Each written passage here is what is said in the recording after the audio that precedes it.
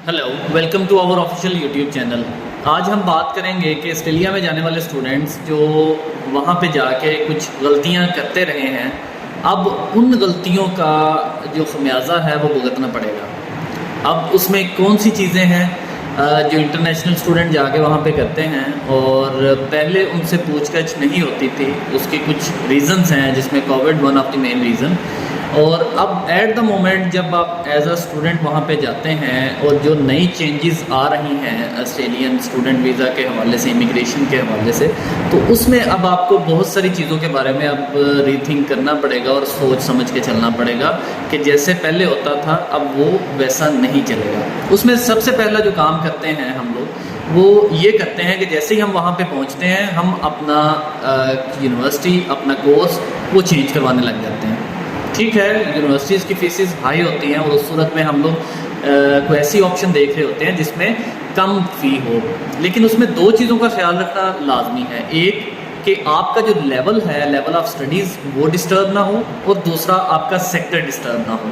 अब level of studies की क्या बात करते हैं कि अगर आपको मास्टर्स प्रोग्राम पे आए हैं तो मास्टर्स प्रोग्राम में आपका जो लेवल है वो लेवल 9 रहता है, और अगर आप उसको चेंज करवा लेते हैं किसी ऐसी जिसमें डिग्री जिसमें डाउन ग्रेडिंग हो जाती है, यानी कि आपका जो लेवल है वो लेवल 8 हो जाता है, 7 हो जाता है, और आप वो उसका COE ले लेते हैं और आप समझते हैं कि ठीक है, लेकिन ये ठीक नहीं है, ये आपके स्टूडेंट वीज़ा की ब्रीच है।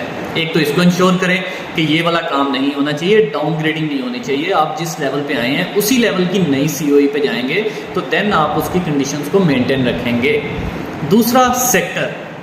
जैसा कि हम नॉर्मली डिस्कस करते हैं कि रूटीन में हायर एजुकेशन सेक्टर है एक आपका, और एक आपका वेट सेक्टर है, VET सेक्टर जिसको हम कहते हैं, वोकेशनल एजुकेशनल ट्रेनिंग सेक्टर। अब लोग क्या करते हैं कि हायर एजुकेशन से वेट में चले जाते हैं, वेट से हायर एजुकेशन में चले जाते हैं।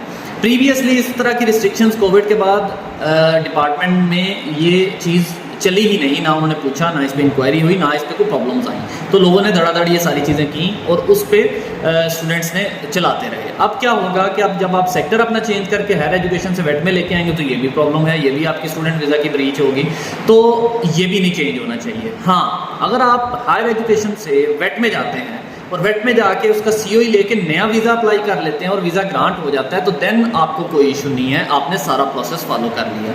लेकिन सिर्फ एक COE के साथ अगर आप रहते हैं कि नया COE ले लिया वेट का, तो आप फिर अपनी कंडीशंस को मेट नहीं कर रहे। आपको जब इमिग्रेशन डिपार्टमेंट आपका होम अफेयर्स पूछेगा तो आप उसमें फंसेंगे।